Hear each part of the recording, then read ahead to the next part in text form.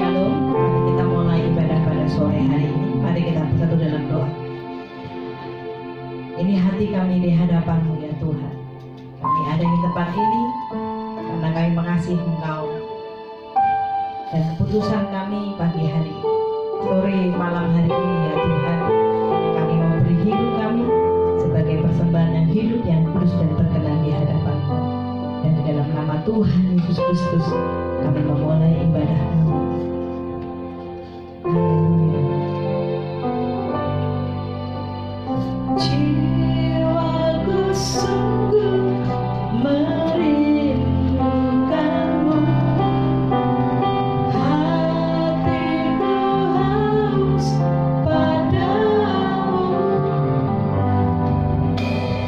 Ku mau selalu tinggal di dalammu, menikmati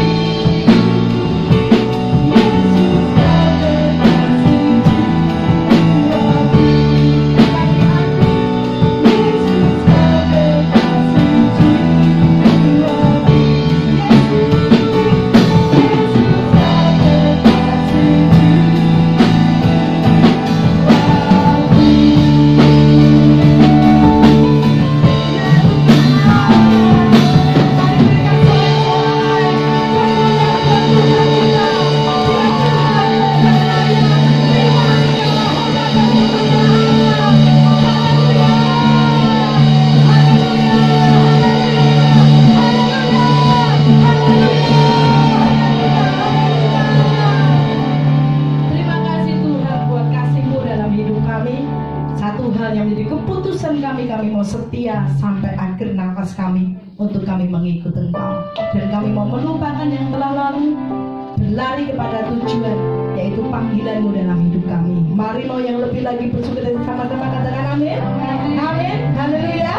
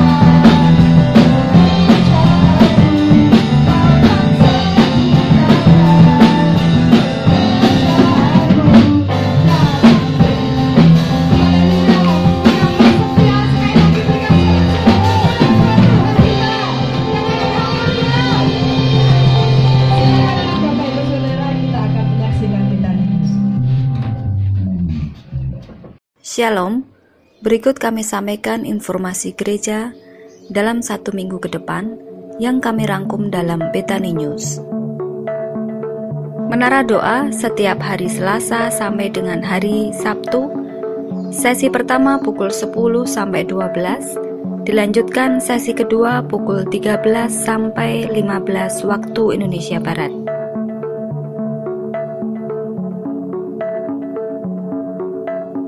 FA Grow 3000, Rumah Doa, Rumah Mukjizat, dan Rumah Kabar Baik. Sebuah media yang berguna untuk memecahkan roti dan berbagi berkat rohani, dengan tujuan membangun kesatuan hati, tumbuh bersama dan memenangkan jiwa. Dapatkan informasi FA di Warta Jemaat Mingguan atau dengan menghubungi Sekretariat Gereja.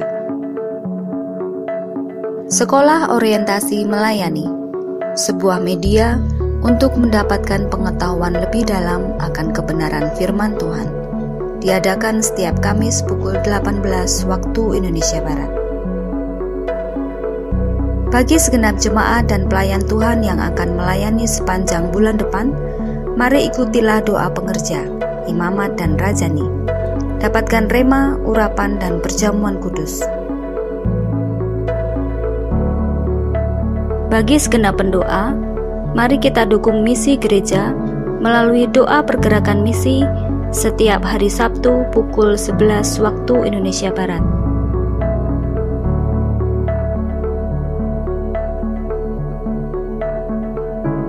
Ibadah raya hari Minggu diadakan 2 kali.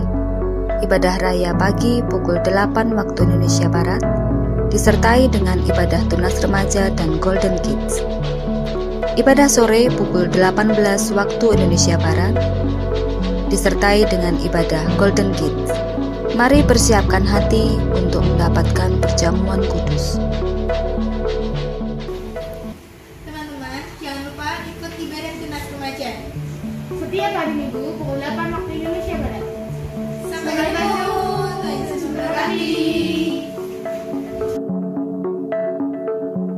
Bagi Bapak, Ibu, dan Saudara yang berhalangan hadir beribadah hari Minggu, Anda masih bisa mendapatkan kesempatan beribadah secara streaming pada hari Senin pukul 18 waktu Indonesia Barat. Link streaming akan dibagikan dalam WhatsApp grup Bethany Fellowship. Untuk mendapatkan perjamuan kudus, kami persilakan menghubungi sekretariat gereja. Dukung dan doakan pembangunan Bukit Doa Hebron yang akan berfungsi sebagai rumah retreat, wedding chapel, dan Sekolah Tinggi Teologi Galilea Magelang yang bertempat di lokasi 4.100 meter persegi di Kebun Agung Bandungan, Kabupaten Magelang.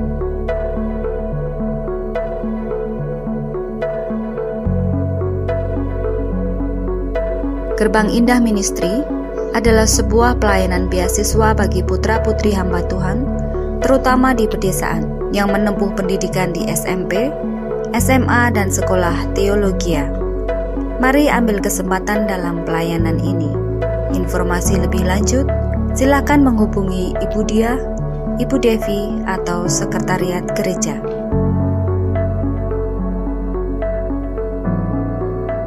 Sekolah Tinggi Teologi Galilea Magelang membuka pendaftaran siswa baru.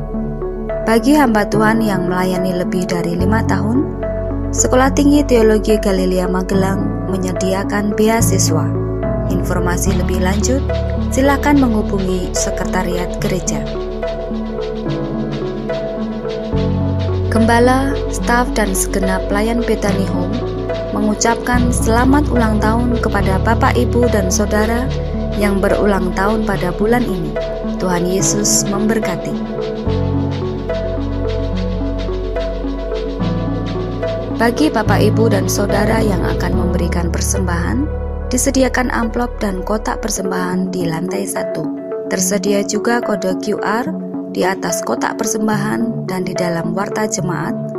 Apabila Bapak, Ibu, dan Saudara menghendaki persembahan dengan metode digital atau transaksi elektronik dengan menggunakan mobile banking, OVO, link aja, atau transaksi non-tunai lainnya.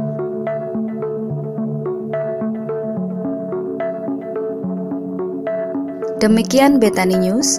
Informasi lebih lanjut silakan melihat ke warta jemaat atau dengan menghubungi Sekretariat Gereja atau WhatsApp grup Bethany Fellowship. Selamat mengikuti ibadah. Tuhan Yesus memberkati.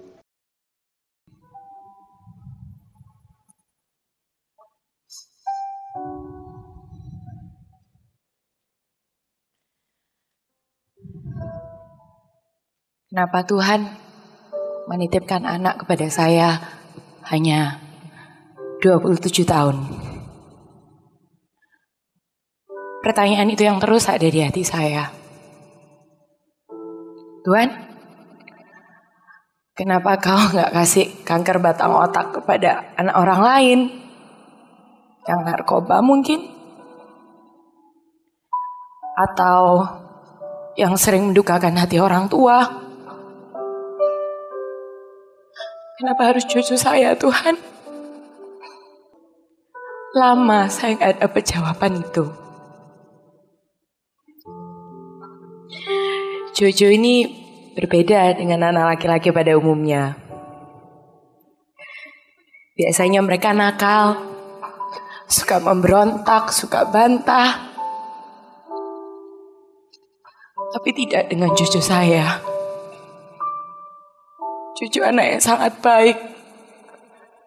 Selalu dengar-dengar tidak pernah bikin susah orang tua.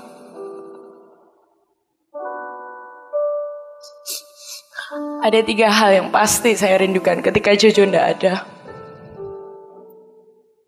Tidak ada lagi yang bilang, "Mah, Happy birthday, Ma. Panjang umur, sehat selalu, Tuhan berkati, Ma.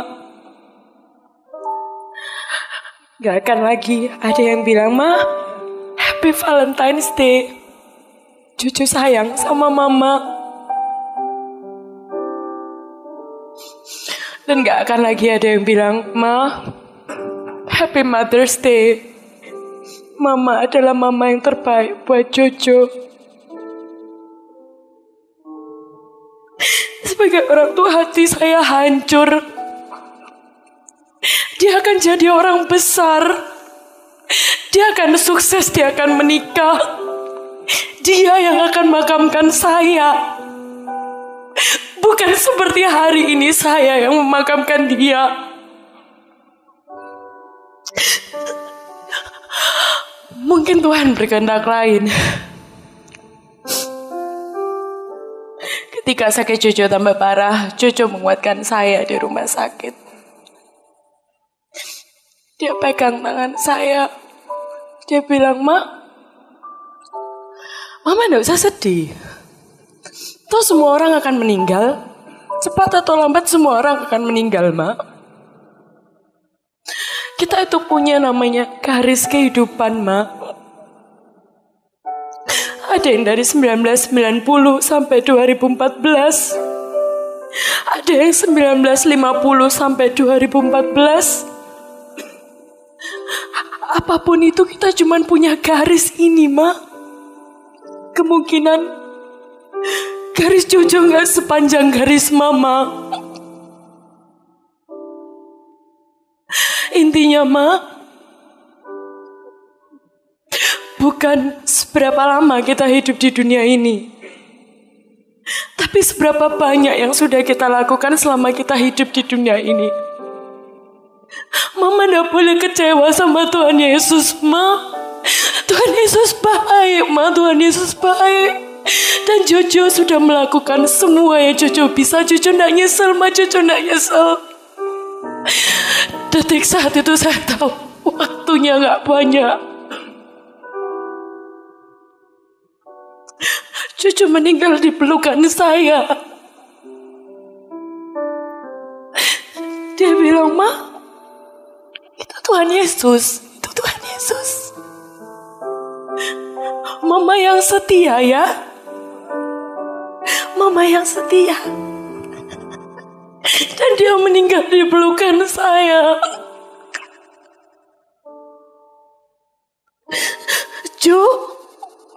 Jojo sudah sama Tuhan Yesus sekarang di surga.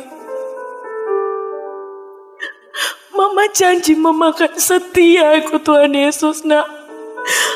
Mama selalu teringat Jojo karena Mama tahu Tuhan Yesus tahan Jojo di surga supaya Mama teringat selalu akan Jojo di surga. Mama bangga punya anak Jojo. Mama sayang sama Jojo. Mama sayang.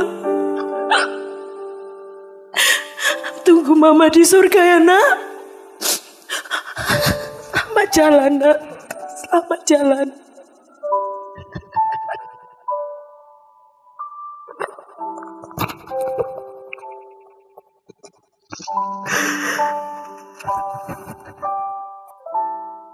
Dengan ini, kita akan mengantarkan peti jenazah ini ke tempat perhentian terakhir. Dalam nama Bapa, Putra, dan Roh Kudus yang dimeteraikan dalam nama Yesus. Amin.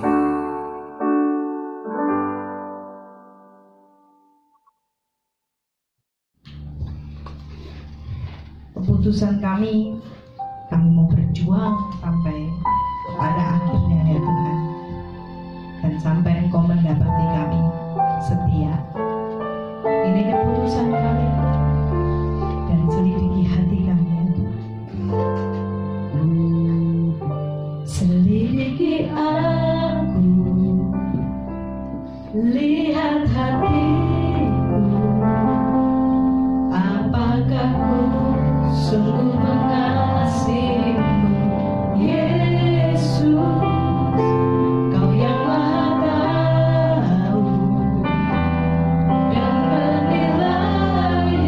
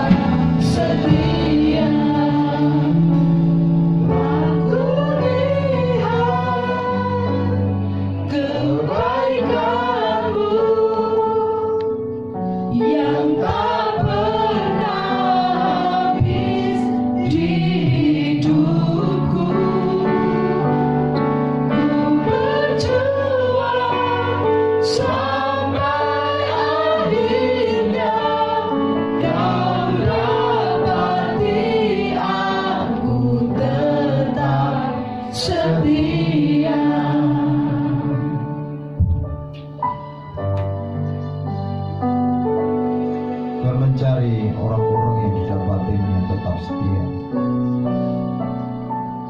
Adakah Tuhan menemukan di antara kita hari ini?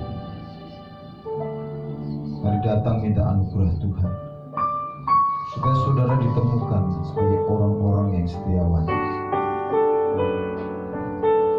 sebagai orang-orang yang tetap melayani, tetap mengasihi Tuhan sekalipun situasi, sekalipun keadaan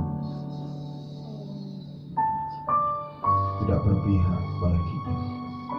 Tetapi kalau Tuhan berpihak kepada kita, keadaan tidak bisa memisahkan kasih Kristus kepada kita. Keadaan tidak bisa menjauhkan kita dari kasih. Haleluya. Mari buka hati saudara.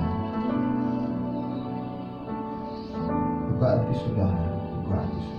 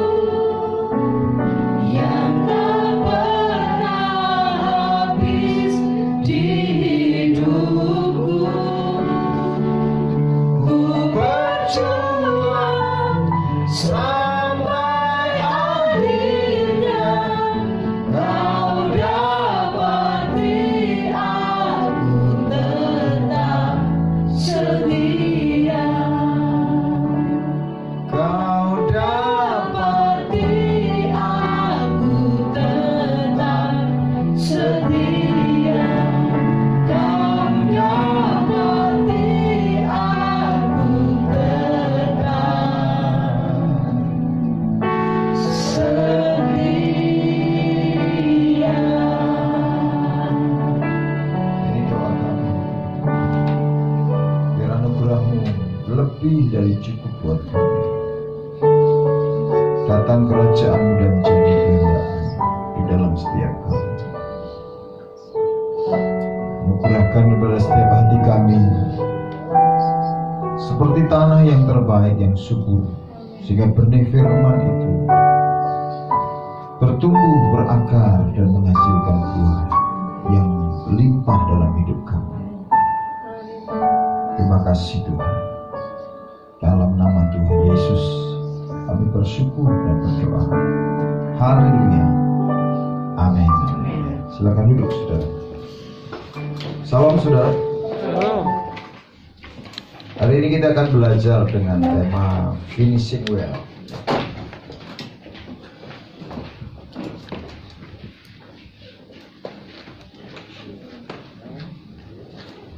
Di dalam Kisah Para Rasul pasal 20 ayatnya yang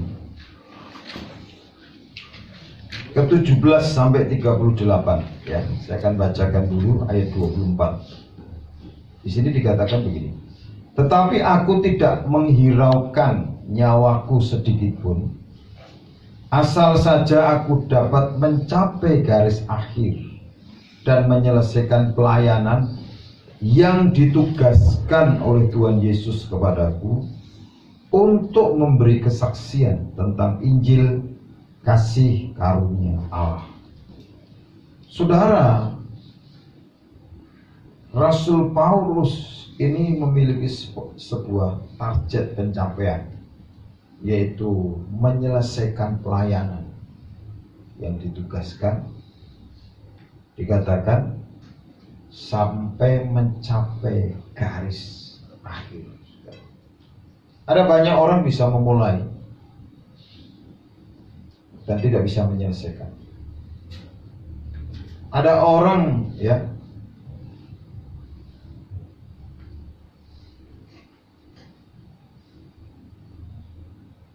yang dia ketika memulai berat tetapi dia bisa menyelesaikan. Kayaknya ada satu pelari dari Nigeria yang waktu Olimpiade tahun-tahun yang lampau, dia membuat seorang wartawan itu tertarik. Kenapa? Karena dia bukan pelari yang berlari mendapatkan juara 1, 2, atau 3, tetapi dia pelari yang terluka, saudara. Dia berlari dan terluka sehingga dia tertinggal dari teman-temannya yang lain. Dan ketika semua juara sudah diketahui dan penonton sudah mulai bubar, dia baru menyelesaikan garis finish. Ada satu wartawan yang tertarik dengan pelari ini dan mewawancarai dan bertanya, kenapa Anda itu menyelesaikan sampai garis finish? Bukankah sebenarnya ketika terluka Anda bisa minggir dari pertandingan? Dan apa yang terjadi, saudara? Pelari ini berkata, negaraku itu memanggil aku bukan untuk hanya berlari, tetapi untuk menyelesaikan pertandingan sampai garis finish. Nah, saudara, seringkali luka, problem, masalah itu menghentikan banyak orang untuk bisa mencapai garis finish. Makanya dari pasal 20 ayat 17 sampai 38 ini, mari kita perhatikan satu ayat demi satu ayat. Di ayat 17 saya akan bacakan, saudara, 18, dan kita akan bergantian sampai 38. Karena itu ia menyuruh seorang dari Miletus ke Efesus dengan pesan supaya para penatua jemaat datang ke Miletus. 18. Sesudah mereka datang, berkatalah ia kepada mereka, kamu tahu bagaimana aku hidup di antara kamu sejak hari pertama aku tiba di Asia ini. Dengan segala rendah hati aku melayani Tuhan. Dalam pelayanan itu aku banyak mencucurkan air mata dan banyak mengalami pencobaan dari pihak orang Yahudi yang mau membunuh aku. 20. Sungguh demikian aku tidak pernah mengatakan apa yang benar bagi kamu. Semua kebenaran bercerita kepada kamu, baik di muka umum maupun dalam perkumpulan di rumah kamu. Aku senantiasa bersaksi kepada orang-orang Yahudi dan orang-orang Yunani supaya mereka bertobat kepada Allah dan percaya kepada Tuhan kita Yesus Kristus. 22. Tetapi sekarang sebagai ngomong, aku pergi ke Yerusalem dan aku tidak tahu apa yang akan terjadi atas itu. Selain daripada yang dinyatakan Roh Kudus dari kota ke kota kepadaku, bahwa penjara dan sengsara menunggu aku. 24. Tetapi aku tidak menghiraukan nyawaku sedikit pun, asal saja aku dapat mencapai garis akhir dan menyelesaikan pelayanan yang ditugaskan oleh Tuhan Yesus kepadaku, dan menyelesaikan Injil kasih karunia Allah.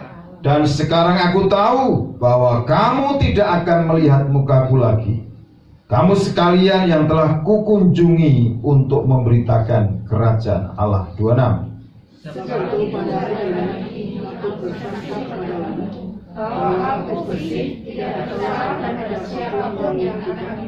Sebab aku tidak lalai memberitakan seluruh maksud Allah kepadamu.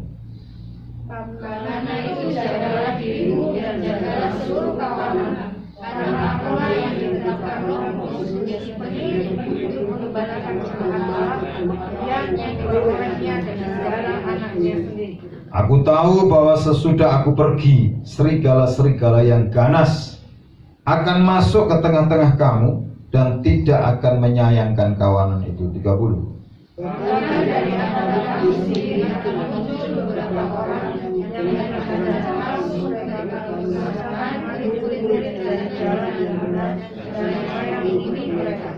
Sebab itu berjaga-jagalah dan ingatlah bahwa aku 3 tahun lamanya siang malam dengan tiada berhenti-hentinya menasihati kamu masing-masing dengan mencucurkan air mata. 32. Dan sekarang aku menyerahkan kamu kepada Tuhan dan kepada firman kasih karunia-Nya yang berkuasa membangun kamu dan mengajarkan kepada kamu yang ditentukan bagi Perak atau emas atau pakaian tidak pernah aku ingini dari siapapun juga. 34. Kamu sendiri tahu bahwa dengan tanganku sendiri aku telah bekerja untuk memenuhi keperluanku dan keperluan kawan-kawan saudaraku. Dalam segala sesuatu telah kuberikan contoh kepada kamu, bahwa dengan bekerja demikian kita harus membantu orang-orang yang lemah dan harus mengingat perkataan Tuhan Yesus. Sebab ia sendiri telah mengatakan adalah lebih berbahagia memberi daripada menerima. 36. Sesudah mengucapkan kata-kata itu,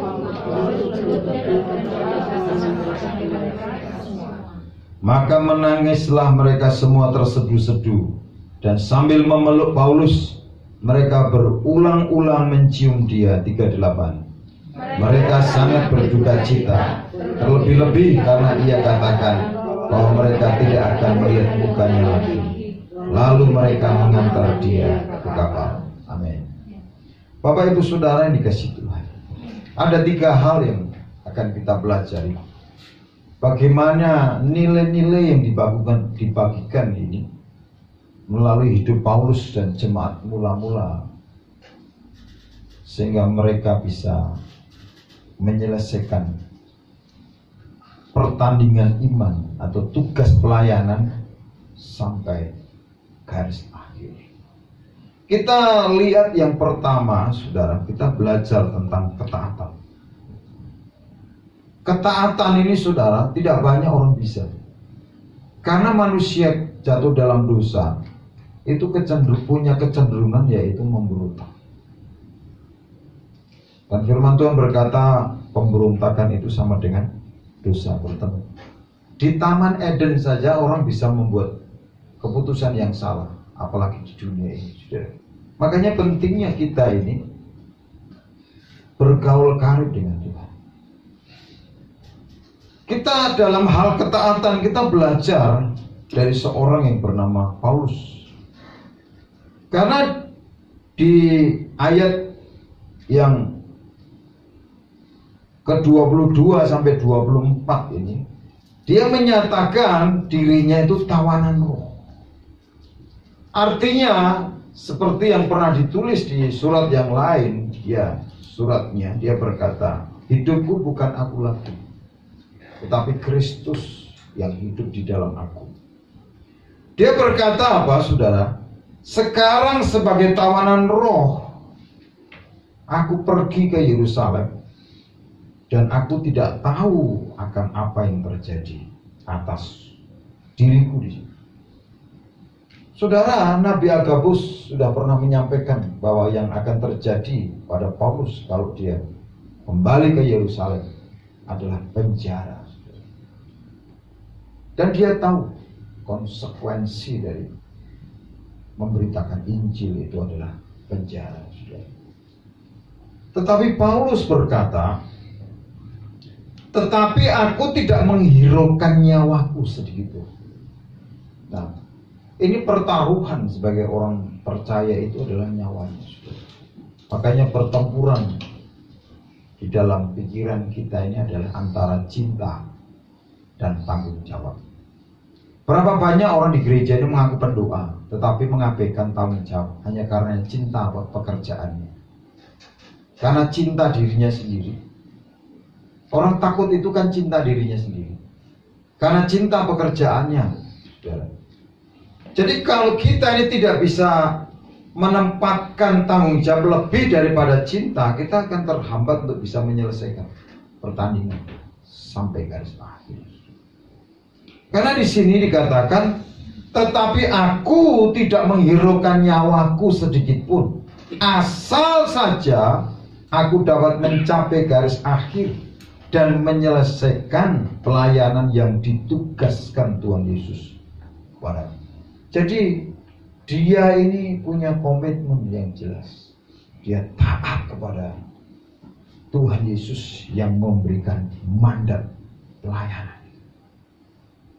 Nah, seringkali banyak orang itu menyepelekan, saudara. Makanya kan firman Tuhan berkata, barang siapa tidak setia dengan perkara kecil, dia tidak setia juga dengan perkara besar. dan dia tidak pernah akan dipercaya perkara besar. Makanya Bapak Ibu Saudara, Paulus itu menjadi teladan buat kita. Bagaimana dia memiliki sikap hati taat kepada Yesus, sekalipun pertaruhannya adalah nyawa. Berapa banyak orang yang lebih menyukai pekerjaannya daripada tanggung jawabnya sebagai orang percaya. Seringkali banyak kita menemukan orang berdalih tidak mau bersaksi karena takut menyinggung perasaan, takut mati. Orang-orang seperti ini, saudara, akan masuk golongan bagian yang terbesar daripada bagian yang kecil yang akan diselamatkan. Makanya mari saudara kita evaluasi, apakah kita ini sebagai orang-orang yang percaya Kristus itu dan taat. Yang kedua, saudara, dari ketaatan ini belajar dari seorang pelayan. Kata pelayan itu adalah dari kata doulos. Ya. Kemudian pelayan yang setia, yang taat kepada tuannya, setelah melewati fase 7 tahun, itu disebut sakil.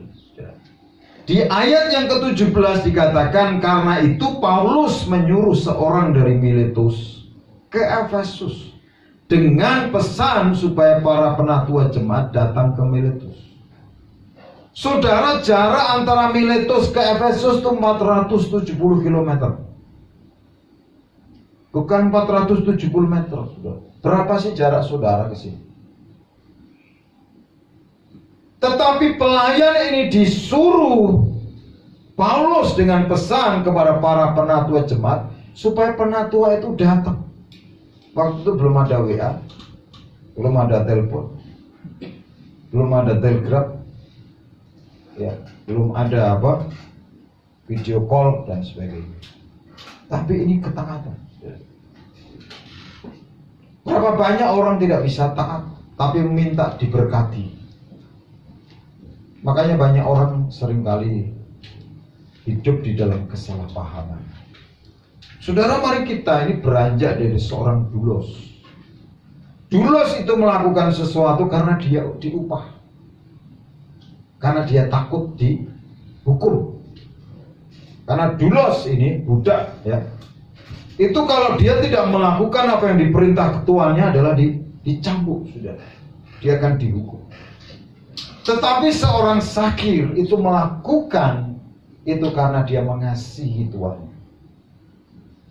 Makanya saudara, saya percaya seorang pelayan ini, dia melakukan apa yang diperintahkan Paulus karena dia yang pertama mengasihi Tuhan Yesus, yang kedua karena dia taat kepada Paulus sebagai leadernya. Banyak orang yang tidak bisa taat dan tunduk pada manusia yang kelihatan. Nonsen dia bisa tunduk pada Tuhan. Karena ukurannya itu yang kelihatan. Saudara tidak bisa berkata, aku ini setia sama Tuhan, tapi saudara tidak setia di dalam pelayanan. Saudara tidak setia beribadah. Saudara tidak setia di dalam pekerjaan. Saudara tidak setia kepada Tuhan saudara ketika bekerja. Nonsen. Makanya saudara belajar dari pelayan.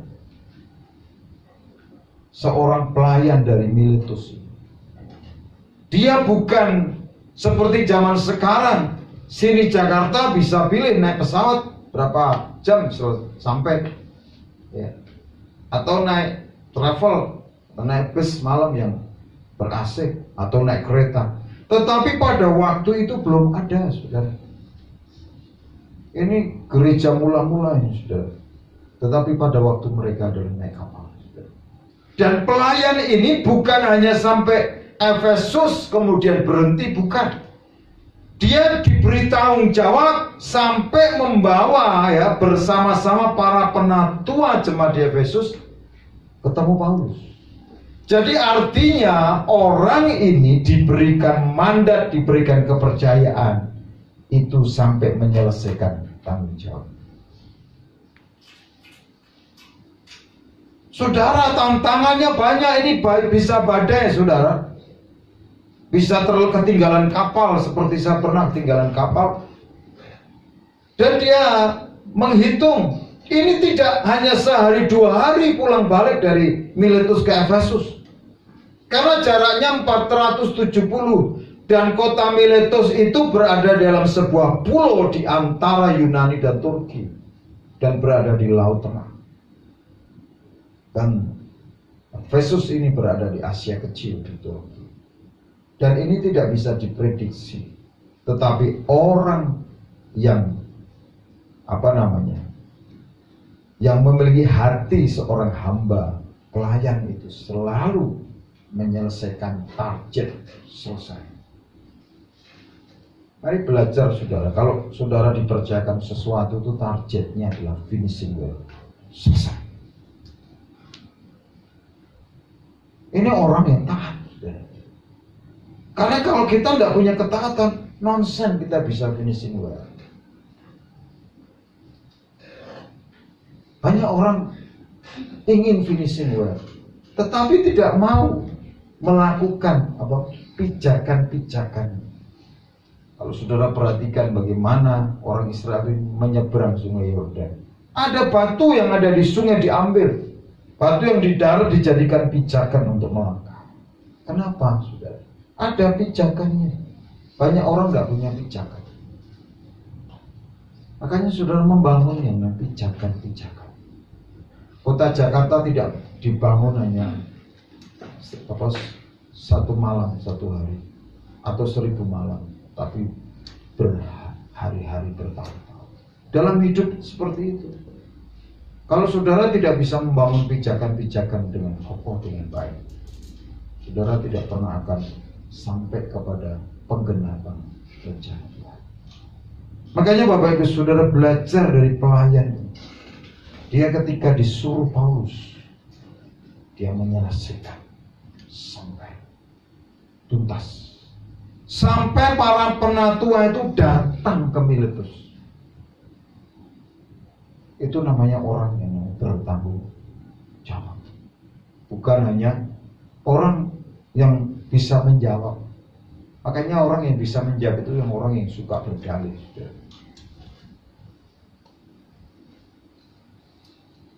Dan yang ketiga, dari poin pertama ketaatan ini belajar dari penatua jemaat. Saudara, penatua ini kan di level saudara. Levelnya sudah merdeka dari masalah keuangan, merdeka dalam masalah hubungan, merdeka dalam masalah komunikasi. Ini jarak ini tidak menjadi halangan untuk berkata ya. Saya tidak pernah punya dalih. Ketika saya bilang ya, ada pertemuan, ya, ada meeting. Banyak orang saudara mau menduduki tempat terhormat, tetapi tidak berani bayar harga. Mau menempati sebagai partnership, tetapi tidak mau membayar harganya sebagai seorang partnership. Mau menempati diri sebagai seorang pendoa, sebagai seorang pelayan, tetapi tidak mau membayar harganya sebagai seorang pelayan. Penatua jemaat ini saudara, dari Efesus ke Miletus ini saudara, membutuhkan dana, membutuhkan waktu. Dan dia setelah ketemu Paulus tidak berhari-hari, sudah tidak lama, dan dia harus kembali lagi. Itulah harga sebuah ketaatan. Kalau saudara mau taat, saudara-saudara harus bayar harga. Karena ketaatan itu tidak gratis. Bahkan saudara, Yesus telah memberikan teladan. Dia taat sampai mati, dan mati di kayu salib. Tidak ada ketaatan gratis. Makanya hidup ini perlu kita ini belajar menerapkan prinsip matematika dengan tepat. Saudara, kan prinsip matematika ya hanya perkalian, pengurangan, penambahan, kemudian pembagian. Saudara ini bisa tahu saudara ini orang pintar atau orang bodoh itu bisa membagi waktu atau tidak. Semua orang di dunia itu punya waktu 24 jam. Saudara bisa membagi waktu atau tidak?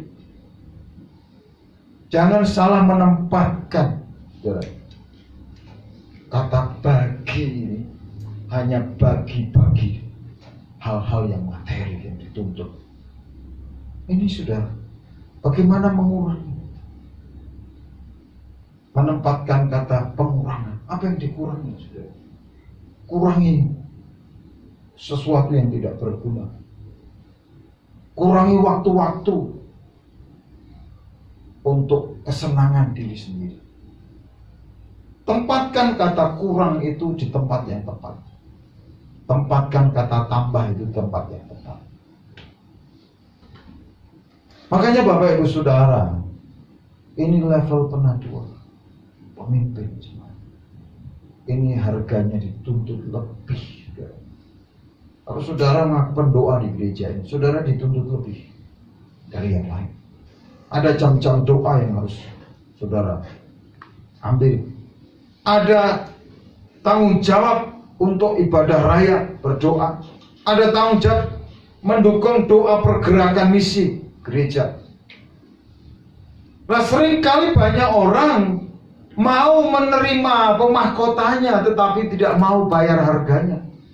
Padahal saudara, Tuhan itu menyediakan 5 mahkota ketika kita ini ya diangkat. Syukur kalau saudara itu tidak ingin ketika Yesus datang itu ikut diangkat. Waktu pembagian mahkota ini ada mahkota kehidupan, mahkota abadi, mahkota kebenaran, mahkota kemuliaan, mahkota sukacita. Mahkota sukacita itu bukan diberikan kepada semua orang, tetapi hanya diberikan kepada orang-orang yang memberitakan Injil.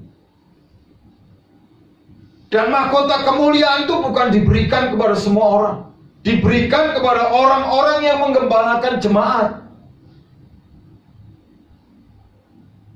Bagaimana saudara ini dipercaya 2-3 ekor domba ini dan tanggung jawab dengan setia dia layani. Kenapa saudara? Saya ingin saudara itu melayani, mengembalakan ini supaya saudara itu menerima mahkota kemuliaan. Dan yang kedua, kita akan belajar dari Kisah Para Rasul 20 ayat 17 sampai 38. Ini adalah kerendahan hati. Saudara, air mata itu tidak menunjukkan seorang itu rendah hati. Karena di dalam ayat yang ke-19 di sini dikatakan, dengan segala rendah hati aku melayani Tuhan.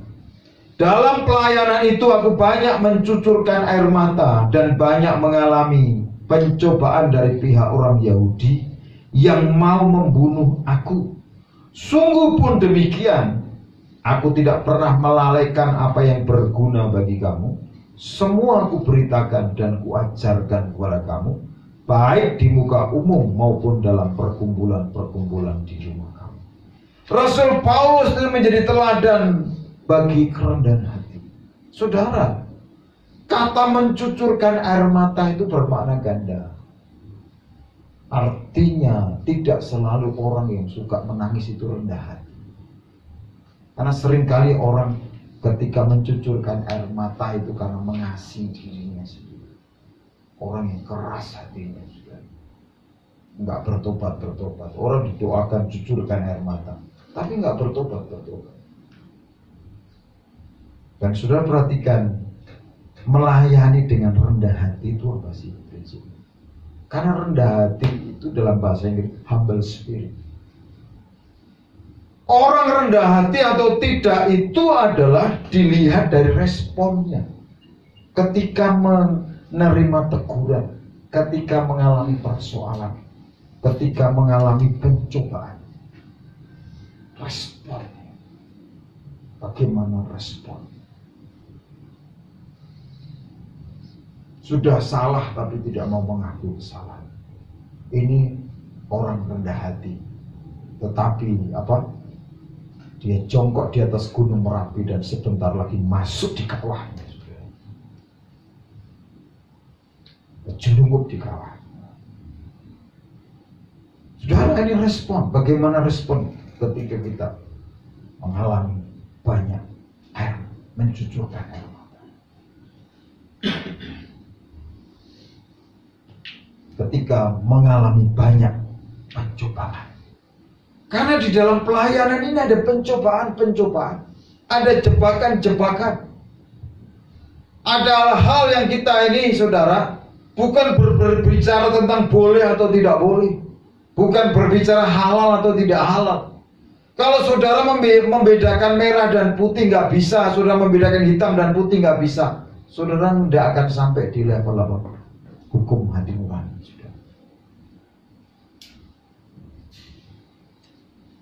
Kayaknya saudara ini, Paulus ini kita lihat bagaimana responnya terhadap keadaan yang dia alami. Di ayat 20 dia berkata, sungguh pun demikian, aku tidak pernah melalaikan. Berapa banyak orang lalai dalam pelayanan? Lalai dalam itu tanda orang lalai, orang yang tidak hati. Karena tanggung jawab pelayanan ya, apa yang dipercayakan itu menjadi alat untuk melatih sebenarnya. Memang mengalami banyak masalah, tapi itu tempat di mana dia diproses untuk mengalami kerendahan hati, untuk memiliki sikap hati. Masalah-masalah yang saudara hadapi itu sebenarnya cara Tuhan yang diizinkan untuk meremukkan hati saudara, supaya saudara memiliki hati kerendahan hati. Tapi seringkali banyak orang punya persoalan, baik itu kekurangan, baik itu kelimpahan, baik itu kehilangan, tidak membuat orang rendah.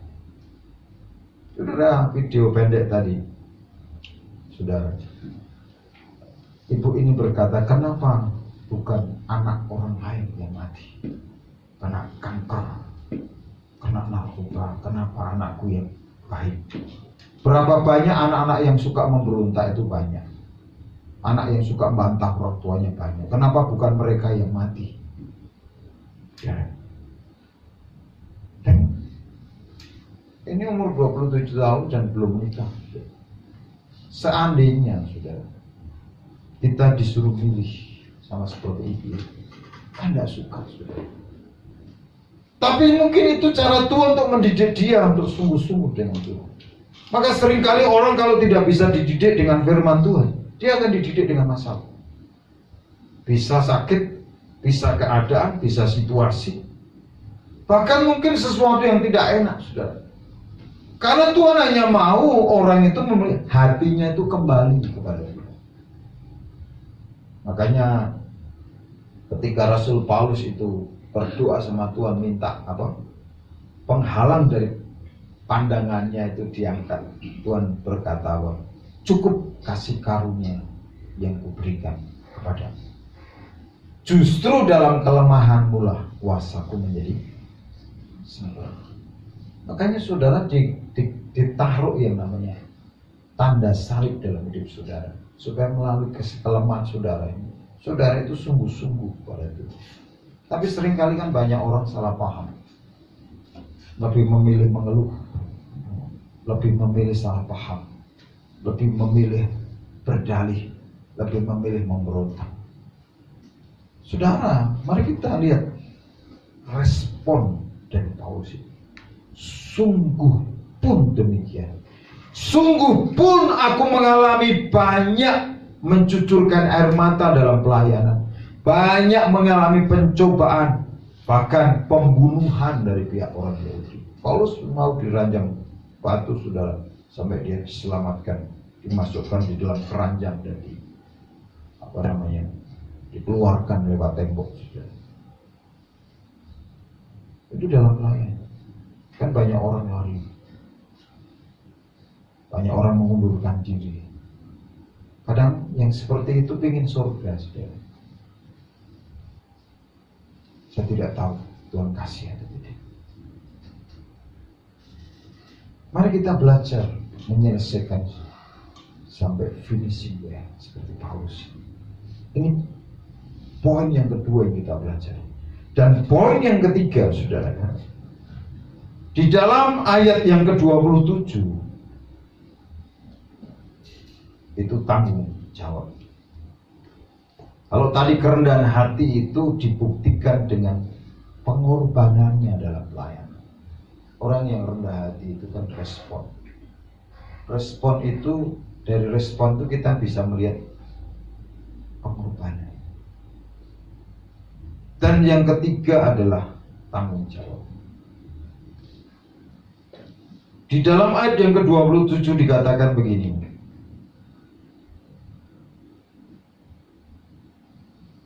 Dari ayat yang ke-26 ya. Sebab itu pada hari ini aku bersaksi kepadamu bahwa aku bersih, tidak bersalah kepada siapapun yang akan binasa. Sebab aku tidak lalai memberitakan seluruh maksud Allah kepadamu. Saudara garis bawahi kata tidak lalai. Ini orang yang tidak lalai, itu orang yang bertanggung jawab, saudara. Tidak lalai. Makanya saudara, ibadah ya, komitmen ibadah itu salah satu cara untuk melatih kita ini bertanggung jawab. Masa ibadah seminggu sekali saja bisa lupa, bisa lalai. Ini kan orang yang tidak bertanggung jawab. Karena saudara kita ini dilatih dalam hal waktu, dalam hal keuangan, dalam hal tanggung jawab. Yang pertama itu tanggung jawab pada diri sendiri. Makanya di sini di ayat 28 dikatakan karena itu jagalah dirimu. Saya makanya seringkali berkata jangan mempercayakan diri kita sendiri kepada orang lain. Jangan berharap orang lain mendoakan. Sudah, saya tidak pernah berharap orang lain mendoakan saya. Maka saya jadi pendoa. Ya, saya tidak berharap. Makanya saya berdoa buat diri saya. Jagalah dirimu sendiri. Karena saudara, kalau bukan kita, siapa yang menjaga diri sendiri? Kemudian jagalah seluruh kawanan, orang-orang yang Tuhan percayakan. Dijaga dengan doa, dengan segenap kekuatan, baik itu apa? Keluarga. Kemudian apa? Orang-orang yang dipercayakan itu dijaga. Saudara yang partnership Gembala Eva, saudara dipercayakan orang-orang, tak percayakan orang, dijaga. Jangan seperti Kain. Kain ditanya Tuhan, Habel di mana adikmu? Ya, Habel adikmu di mana? Kain berkata apa? Gak tahu. Bukan gak tahu, dia orang yang gak mau tahu. Terhadap kawanan. Di mana? Di sini dikatakan karena kamulah yang ditetapkan Roh Kudus menjadi penilai untuk menggembalakan jemaat Allah yang diperolehnya dengan darah anaknya sendiri. Jadi saudara, kalau dipercaya orang itu sungguh-sungguh, jangan dimanipulasi. Kenapa banyak orang ini akhirnya tidak tahan dalam penderitaan, tidak tahan dalam ditegur? Karena apa? Dimanipulasi, jadi objek kasih dengan pemberian, dengan gula-gula. Akhirnya apa? Jadi orang-orang yang tidak bisa dididik. Padahal di gereja ini tanggung jawab saya adalah memperlengkapi orang-orang kudus supaya untuk apa? Melakukan tugas pelayanan. Makanya di sini untuk memperlengkapi ada SOM, ada FA, ada doa pengerja, pengurapan. Itu tugas, tujuannya adalah diperlengkapi supaya dia terjun di masyarakat yang melayani. Dia menjadi orang-orang yang punya tanggung jawab. Makanya tanggung jawab. Apakah tanggung jawab itu gratis? Tidak ada yang gratis, bayar mahal. Makanya saudara, kalau kita ini masih di level dulu, segala sesuatu digerakkan oleh apa yang di luar. Enak nggak kepenak, situasi baik atau tidak, diberi upah atau tidak, untung atau rugi gitu. Itu kan sesuatu dari luar. Tetapi seorang sakir itu digerakkan sesuatu yang dari dalam. Paulus itu digerakkan, dia menerima tanggung jawab itu dari Tuhan Yesus. Kenapa dia mengembalakan kemauan kambing domba umat Tuhan? Kenapa? Dia tidak melihat untung rugi, tidak bertanya aku digaji atau tidak. Bahkan dia bekerja, saudara, untuk mencukupkan diri. Makanya dia berkata, emas dan perak tidak aku inginkan. Saudara, makanya di dalam belanja praktek, sekalipun gereja ini alami kondisi berat, saya tidak pernah menggunakan kantong kolektor untuk meminta-minta. Kenapa? Saya tidak pernah. Saya hanya mengajarkan kalau saudara ini dalam hal keuangan benar, saudara akan diberkati Tuhan. Karena pencuri itu tidak pernah akan diberkati, kecuali dikebuki. Kalau orang hidupnya benar, pasti diberkati. Benar dalam pengelolaan. Nah, saudara, tanggung jawab terhadap orang-orang yang Tuhan percayakan.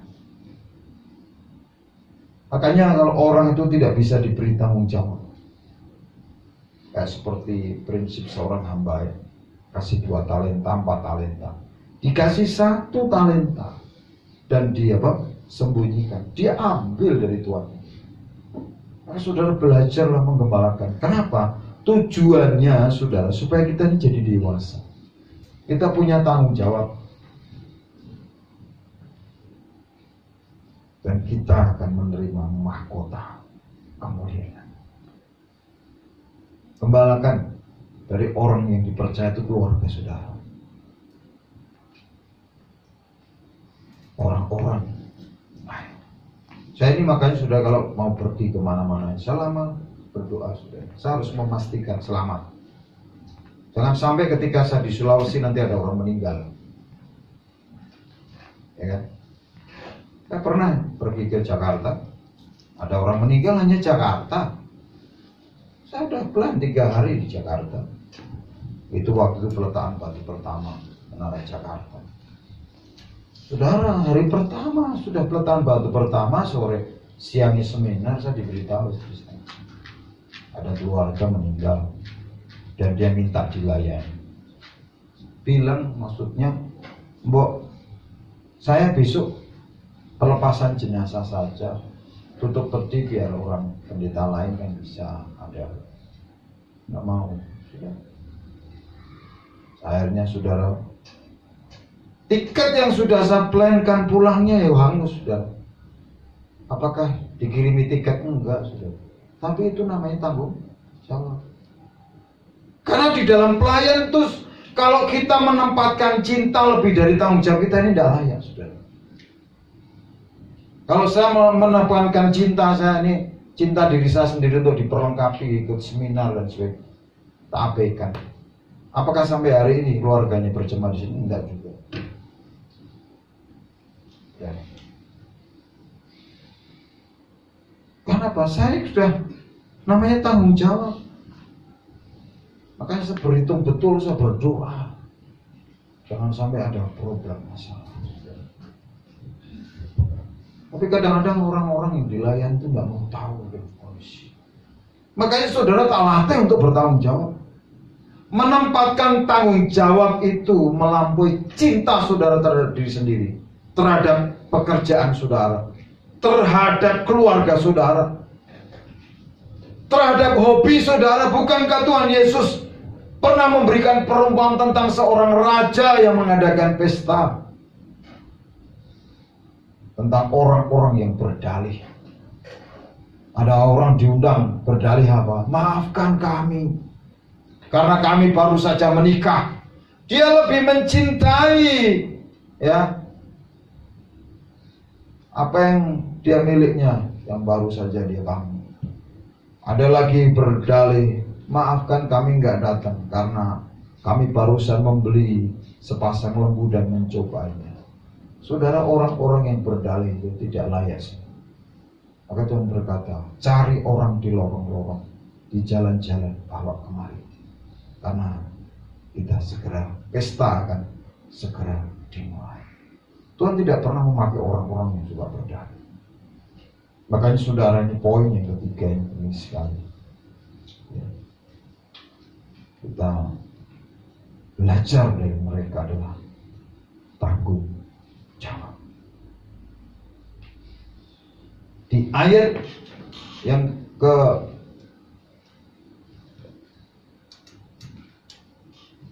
29, saudara, rasa tanggung jawab Paulus itu apa? Sebelum dia meninggalkan mereka ngasih pesan. Sebelum dia tinggalkan Efesus, dia undang penatua ini, dikasih pesan, dikasih peringatan. Di ayat 29 dikatakan, aku tahu bahwa sesudah aku pergi, serigala-serigala yang ganas akan masuk ke tengah-tengah kamu dan tidak akan menyayangkan kawanan itu. Bahkan dari antara kamu sendiri akan muncul beberapa orang yang dengan ajaran palsu, mereka berusaha menarik murid-murid dari jalan yang benar dan supaya mengikut mereka. Sebab itu berjaga-jagalah dan ingatlah bahwa aku 3 tahun lamanya siang malam dengan tiada berhenti-hentinya menasihati kamu masing-masing dengan mencucurkan air mata. Sekarang aku menyerahkan kamu kepada Tuhan, ya, dan kepada firman kasih karunia-Nya. Saudara, Paulus sudah memperingatkan. Dan apa yang terjadi dengan kota Efesus? Kenapa kota Efesus itu mengalami pendangkalan sejauh 9 mil, 11 km? Kota itu diporak-porandakan dengan gempa bumi dan tsunami. Dan hari ini kota itu tinggal cerita. Karena apa? Jemaat di Efesus ini kehilangan cinta mula-mula. Dari mana, saudara? Karena Paulus padahal sudah mengingatkan. Dia sudah berbicara kepada penatua jemaat bahwa akan muncul serigala-serigala ganas dari tengah, bahkan itu muncul dari beberapa orang di tengah. Dan ini, saudara, ajaran Nikolaus masuk. Nikolaus siapa sih? Ini adalah satu dari 7 diaken pertama yang dipilih oleh para rasul. Dan saudara, kenapa? Dan apa yang bisa menggeser cinta jemaat Efesus kepada Tuhan? Kenapa dia sampai kehilangan cinta mula-mula? Saudara, yang bisa menggeser cinta sama Tuhan itu orang itu cinta uang. Orang itu mencintai dirinya sendiri. Makanya kalau orang yang sudah dinasihati, karena orang sudah terjebak mengasihi dirinya sendiri. Orang takut itu kan mengasihi dirinya sendiri. Orang khawatir itu kan mencintai dirinya sendiri. Orang yang mencintai uang itu mengakibatkan kekhawatiran. Dan mereka jemaat yang cinta uang. Dan kota itu ditunggang balikkan melalui gempa bumi dan tsunami. Beberapa minggu yang lalu saya Zoom dengan teman-teman yang ada di Efesus, dan dia sedang berjalan dengan di 7 gereja di kitab Wahyu. Saudara, gereja mula-mula sudah menjadi bukti kegagalan orang untuk tanggung jawab. Dan saudara, ini bukan sebuah isapan jempol, fakta sejarah. Dan mari kita belajar hari ini. Kalau saudara tidak ingin hidup sulit tunggang balikkan seperti kota Efesus, belajarlah bertanggung jawab. Makanya kalau dipercaya sebuah pelayanan itu diselesaikan dengan benar. Setialah dengan perkara kecil. Jangan menginginkan hal yang besar kalau saudara tidak bisa menyelesaikan hal-hal yang kecil. Banyak orang menginginkan perkara-perkara yang indah, tempat-tempat yang indah, tetapi tidak berani bayar harganya. Kalau saudara seorang pendoa, selesaikan dulu. Apakah saudara bisa komitmen berdoa? Bagi gereja, ada ibadah doa. Kalau saudara seorang singa, apakah saudara bisa menjaga diri saudara sendiri, menjaga suara, menjaga makanan yang masuk, menjaga respon? Karena pelayan ini apa? Yang sensitif itu adalah responnya. Makanya menjaga perkataan kita, menjaga respon kita, menjaga sikap kita. Kayaknya Bapak Ibu Saudara, Tuhan datang segera, ya. Kita bisa finishing well. Makanya kalau 3 hal ini menjadi mutiara yang gue temukan hari ini, baik itu ketaatan, baik itu apa? Kerendahan hati, baik itu tanggung jawab, saudara akan bisa finishing well. Kalau saudara tanggung jawab sama diri sendiri aja nggak bisa. Mandi harus dimandikan, harus disuruh-suruh.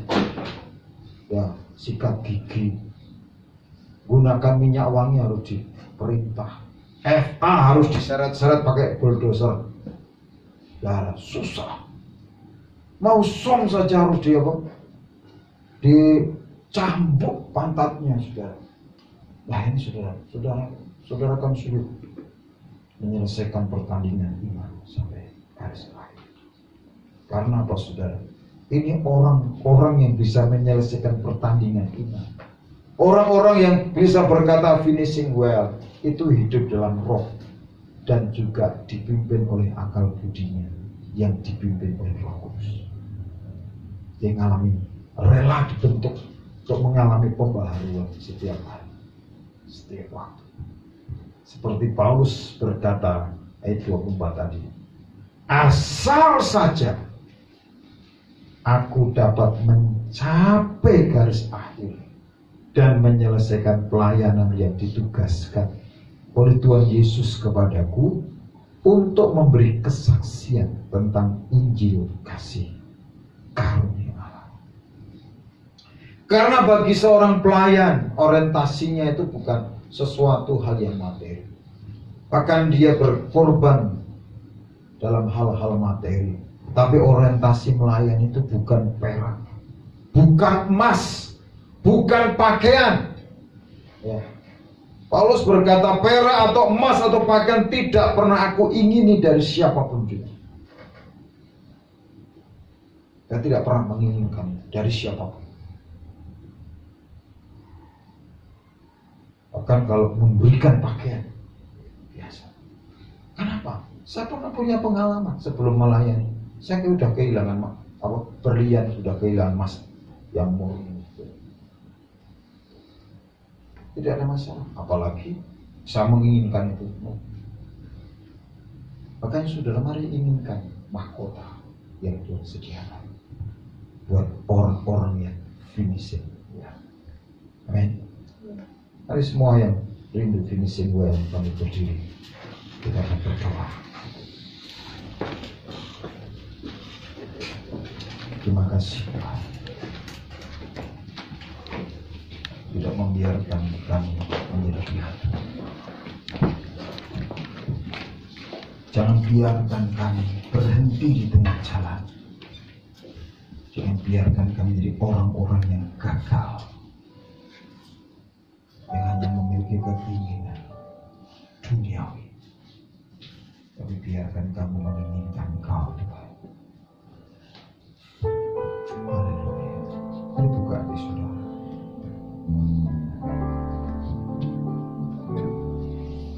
Selain Kau tiada yang lain yang padaku Yesus.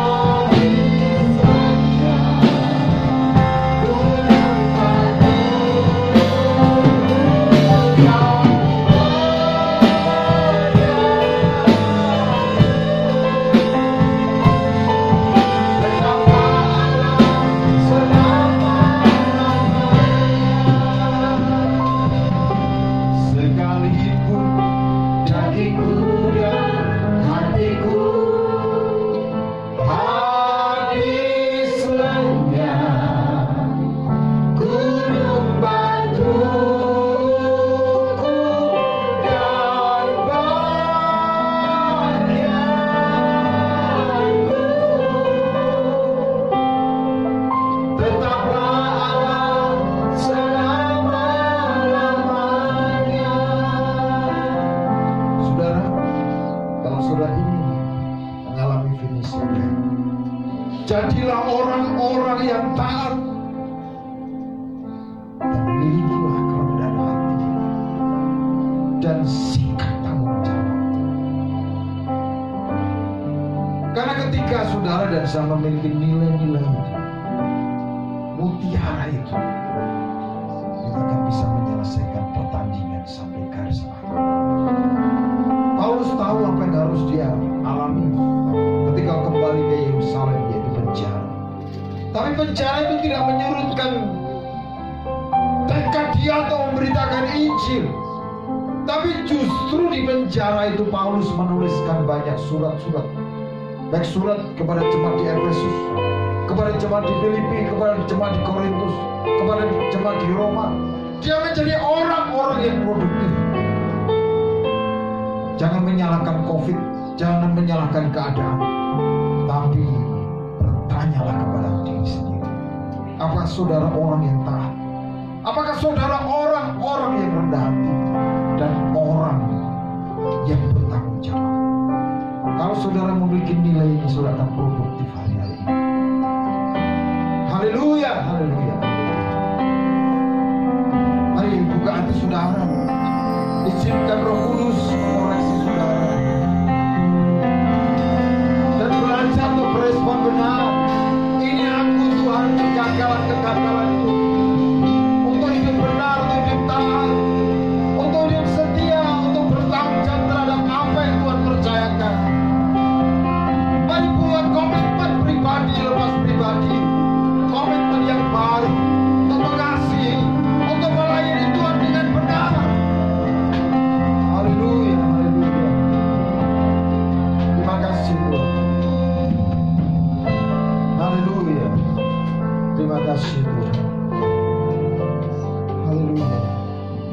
Sekalipun jadiku dan hatiku habis lenyap, gunung batu dan bagianku,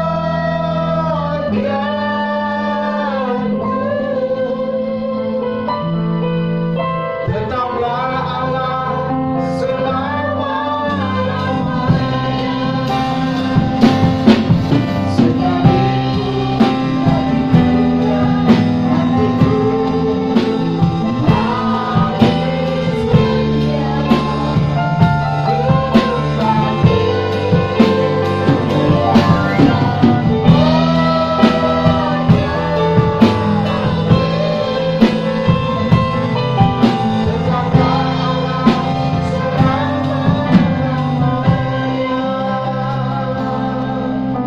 Saudara, berapa banyak saudara yang rindu mengalami fisik?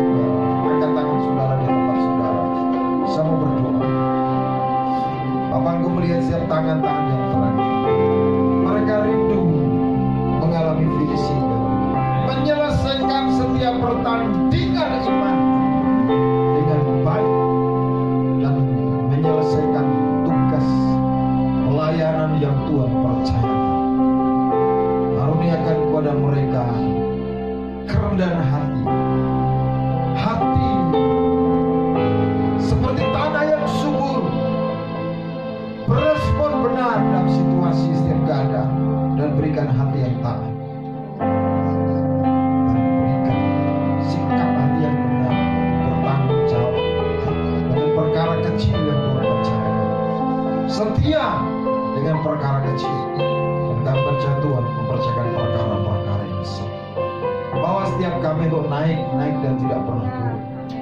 Nah, kami rindukan mahkota kebenaran, mahkota kehidupan, mahkota sukacita, mahkota kemuliaan, dan mahkota abadi dalam hidup kami ketika Tuhan Yesus datang kedua kali. Terima kasih Tuhan. Terima kasih Tuhan. Tolong setiap kami Tuhan Roh Kudus. Tolong kami Tuhan, tolong kami. Haleluya. Haleluya. Terima kasih Tuhan. Terima kasih Tuhan, terima kasih. Ora masyakara takaya labasya. Haleluya, haleluya.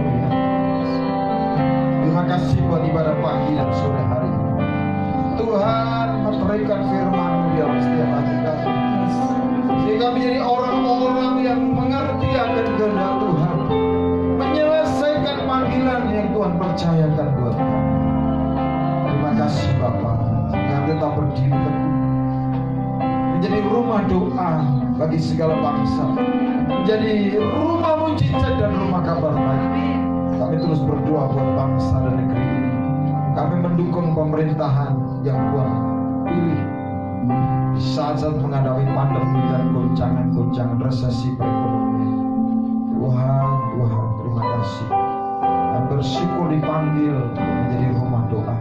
Sehingga kami siang malam kami terus berdoa buat kota kami, buat orang-orang yang belum diselamatkan, bagi saudara-saudara kami yang dulu selamatkan ya Tuhan. Kami rindu setiap lutut bertelur, semua lidah mengaku bahwa Yesus Kristus adalah Tuhan. Terima kasih Bapa, terima kasih Tuhan, terima kasih. Saudara, mari angkat kedua belah tangan. Saudara, jangan memandang hari-hari ini dengan enteng, tapi serius dan lebih serius. Andalkan Tuhan. Dia Tuhan yang akan sanggup menolong engkau. Kudus akan membawa engkau dari waktu ke waktu, dari pengertian kepada pengertian, dari iman kepada iman, dan dari kemuliaan kepada kemuliaan. Dan sekarang sebelum pulang, terimalah berkat, anugerah, damai sejahtera dan sukacita yang berlimpah-limpah dari Bapa di surga. Kasih sayang Tuhan Yesus Kristus, Dia telah buktikan, Dia curahkan darahnya bagi supaya segala berkat yang Dia janjikan kepada Abraham, kepada Isa dan kepada Israel itu digenapkan dalam hidupnya. Keluarkan rumah tangga, usaha pekerjaan, studi kuliah pelayanan, dan Tuhan membuatmu berhasil, berkelimpahan dan berkemenangan. Jangan seorang pun menjadi takut, gentar atau khawatir, tetapi percayalah, Roh Kudus menyertai saudara dan saya oleh hari ini bahkan sampai selama-lamanya, sampai Maranatha. Tuhan datang kembali dan bawa kita masuk dalam kemuliaan-Nya kekal. Haleluya. Mari semua orang yang diberkati dan siap menjadi saksi Kristus, sama-sama kita berkata amin. Tuhan Yesus memberkati saudara.